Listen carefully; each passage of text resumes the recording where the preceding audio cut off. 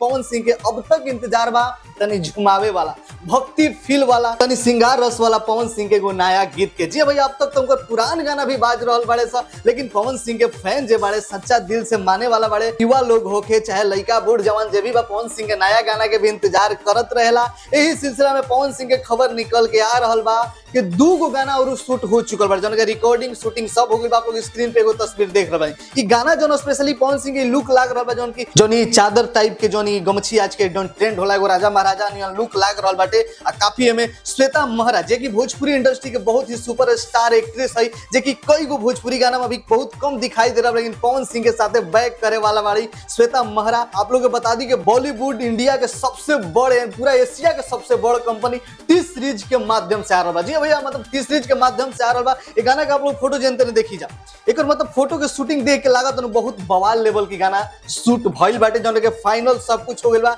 बस आप लोग के बीच में रिलीज होके के तैयार भी आ। जब एक पोस्टर आ जाए, जब एक टीजर आ जाए, तो कितना बेसब्री से आप लोग के इंतजार बाटे पवन सिंह का अगला गाना सुने खातिर। और उम्मीद कइल जाता कि गाना जौन बा तनी मन के झुमावे वाला होई, मन के पसंद आई, तनी मिजाज वाला गाना होई। तो जरूर हमू बेकरार बनी। आप लोग कितना बेकरार बनी जानी नीचे कमेंट सेक्शन में अपन बेकरारी दिखाई जा। और पवन सिंह के गोरू गाना भी आवे वाला बा, जौन कभी कोनो खोज खबर शूटिंग के कभी आशा नहीं खे लौकत, नहीं कोनो तस्वीर निकल के आई बा। लेकिन इतना कंफर्म शुरू से बा के पवन सिंह 3 गो देवी गीत डन कइले बाड़े, जौना में दूसरका नंबर रिलीज होके जा रहल बा टी सीरीज के माध्यम से। बाकी आप लोग का कुछ जानकारी हुई तो जरूर नीचे कमेंट सेक्शन में छोड़ी जाओ, ओकरा पे भी रिपोर्ट लेके आई। जय भोजपुरी एकता बना कर।